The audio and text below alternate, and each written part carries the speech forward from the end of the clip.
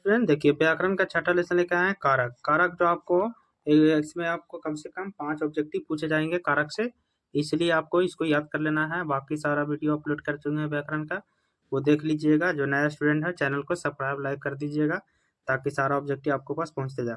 इसमें से आपको लगभग 5 ऑब्जेक्टिव पूछे जाएंगे जो 10th को तैयारी के लिए बहुत अच्छे हैं। ठीक है, 10th 12th के जो पढ़ रहे हैं उसको याद कर सकते हैं जरूरी।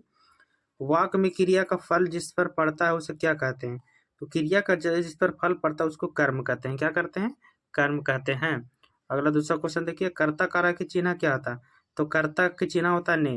कारा के 8 भेद होता है, कारा के 8 भेद का कारा का 8 को चिन्ह होता है, उसको याद कर लीजिएगा। कारा के सारा उसी चिन्ह से पूरा बनेगा।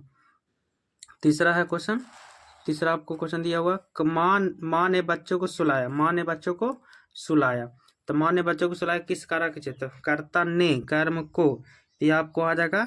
इसमें काम किया कर्म, कर्ता ने कर्म को, तो इसको डी हो जाएगा। क्या चिन्ह आ रहा? कर्म, यहाँ पर कर्म किया हम। चौथा क्वेश्चन देखिए, चौथा है सोहन मोहन को रुपये देता है। सोहन मोहन को रुपये देता है, तो ये भी क्या चाहिए? वो कर्म कर रहा है। किस कारक का चिन्ह है? कर्म को। चिन्ह जिसमें रहेगा उसमें आपको मार देना है। ठीक है, पचमा देखिए, सीता छत से कूद पड़ी, तो सीता अलग हो रहा है तो अपदान से, जिसमें अलग होने का चिन्ह होता है अपदान में होता है। 5 की हो जाएगा सी। ठीक है, पांचों के बाद लिए छठा में, छठा दिया माँ ने बच्चों को खेलता देखा। माँ ने बच्चों को खेलते देखा, तो ये आपको हो जाएगा आपको कर्म। क्या हो जाएगा? कर्म।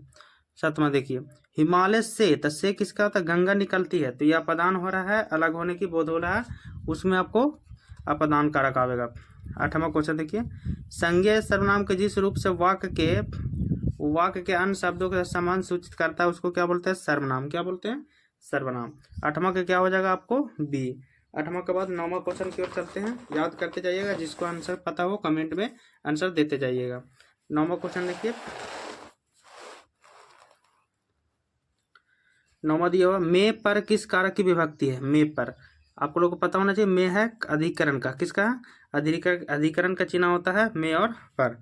10वां क्वेश्चन ऑब्जेक्टिव में देखिए, श्याम कलम से लिखता है, कलम से लिखता है, तो आपको यही को हो जाएगा करण से। क्या हो जाएगा? करण से। 10वां का डी। 11 देखिए, 11 क्वेश्चन दिया हुआ, मैं आपकी शरण में आया हूँ, इस वाक्य में मैं किस कारक का चिन्ह है? मैं, तो इसको आपको हो जाएगा अधिकरण। क्या होता है? में किस कारक का चिन्ह है? तो अधिकरण का। 11 हो गया। 11 के बाद 12वां क्वेश्चन देखिए,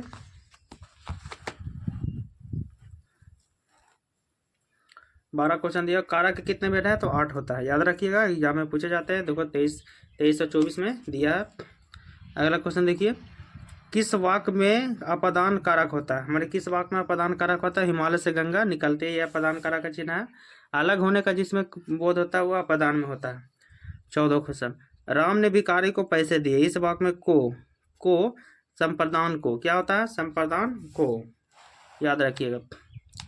15 क्वेश्चन देखिए, मीरा को गंदगी से बहुत घिरना है, इस वाक्य में से तो कर्ता ने करण से, इसमें हो जाएगा करण से चिन्ह किसमें होता है? करण से। 16 देखिए, मेरी माँ से चला नहीं जाता है, रेखांकित कारक है, माने से, इसमें कौन सा होगा? तो 16 का आपको हो जाएगा करण कारक, करण कारक। 17 को का चिन्ह किस लिए होता है? को के लिए चिन्ह तो संप्रदान के लिए, किसके लिए होता है? संप्रदान के लिए होता है। उसके बाद 18वां क्वेश्चन देखिए, 18 क्वेश्चन है, मेरे घर से आपका घर 5 किलोमीटर दूर है, तो दूर है तो अलग होगा संप्रदान में। किसमें होगा? संप्रदान में, अपदान में, सॉरी अपदान में होगा। 19वां, रमा पर बहुत कर्ज है, रमा पर बहुत कर्ज है, तो रमा पर बहुत पर किसमें होता है? अधिकरण पर, किसमें होता है? अधिकरण। 20वां क्वेश्चन देखिए, वृक्ष से पत्ते गिरते हैं, इस वाक्य में से किस कारक का चिन्ह है? तो वृक्ष से पत्ते गिरते हैं, इस वाक्य में चिन्ह हो जाएगा आपको अलग होने का। क्या हो जाएगा? पत्ते पेड़ से अलग हो रहे हैं तो अपदान हो जाएगा। ठीक है, 21वां देखिए,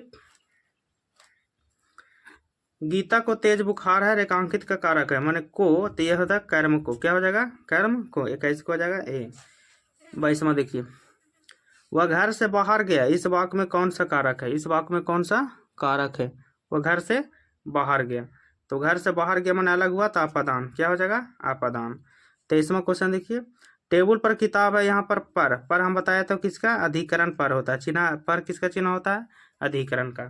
ठीक है, अगला 23वां हो गया। 24वां क्वेश्चन की ओर चलते हैं। 24वां क्वेश्चन देखिए, बच्चों ने आम नहीं खाया, बच्चों ने आम नहीं खाया, तो आम किस रेखांकित का कारक है? तो आम किस रेखांकित का कारक है? तो कर्म का, यानी काम नहीं किया बच्चों ने। ठीक है। अगला क्वेश्चन देखिए 25वां, छत से उतरी हुई लता किस कारक है? माने अलग हुआ, छत से लता उतरी तो क्या हुआ? अलग हुआ, इसलिए अपादान होगा, यानी अलग होने का चिन्ह अपादान में होता है। अलग अलग देखिए 26 क्वेश्चन, भूखे को भोजन दो, भूखे को भोजन दो, संप्रदान में आवेगा। किस में आवेगा? संप्रदान में आवेगा। भूखे को भोजन किस में दिया जाता है? को माने चिन्ह किस में आ रहा है? संप्रदान में। ठीक है। 27वां क्वेश्चन देखिए, 27 आपको लिखा हुआ, घर से लौटा हुआ लड़का, घर से लौटा हुआ लड़का, ये अपादान क्या हो जाएगा? अपादान, क्योंकि अलग हो गया वो घर से। ठीक है।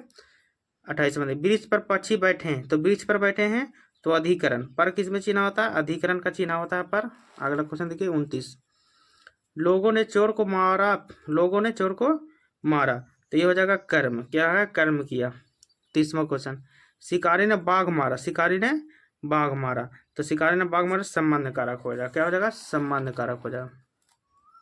31वां क्वेश्चन देखिए, इनमें से अपादान कारक की विभक्ति क्या है? अपादान, तो अपादान क्या हो जाएगा? से अलग होने की विभक्ति। अगला देखिए 32, मछली पानी में रहती, इस वाक्य में किस कारक है? तो अधिकरण। किस में हो जाएगा? ये चिन्ह किसका है? अधिकरण का चिन्ह है। अगला देखिए 33, सोहन के बाद मोहन प्राध्यापक बनेगा, माने अधिकरण। क्या हो जाएगा? अधिकरण है, सोहन के बाद मोहन उसको प्राध्यापक बनेगा। 34वां क्वेश्चन देखिए, रमेश जयपुर से दिल्ली जा रहा है, माने अलग होगा। क्या हो रहा है? अलग हो रहा है। ये आपको अपादान में हो जाएगा। उत्तम पुरुष बहुवचन संबंध कारक कौन है? तो उत्तम पुरुष बहुवचन संबंध कारक कौन है? तो आपको ये 35 का हो जाएगा, और उत्तम पुरुष बहुवचन, तो ये हो जाएगा तुम मेरा। क्या हो जाएगा? मेरा। 35 के बाद 36 में देखिए, उसका सारा जीवन मनुष्य सेवा में बीत गया, तो मैं किस में होता है? आपको बीत गया रेखांकित नाम, यानी मैं, तो 37 का आपको अपादान, सारा जीवन उसके साथ में बीत गया। अगला देखिए 37 के बाद 38वां, 37वां को, वह छत से गिर पड़ा, तो अलग हुआ, अपादान में होगा, याद रखिएगा। 38, स्नेह को मारक रेखांकित सब कौन सा कारक है? मैंने को किस में होगा? तो 38 के संबंध होगा, स्नेह को मारन 38 हो जाएगा यहाँ पर। इसमें अब 38 क्वेश्चन था जो इम्पोर्टेंट है। ठीक है। वीडियो अच्छा लगे तो चैनल को सब्सक्राइब कर लीजिएगा। Thank you.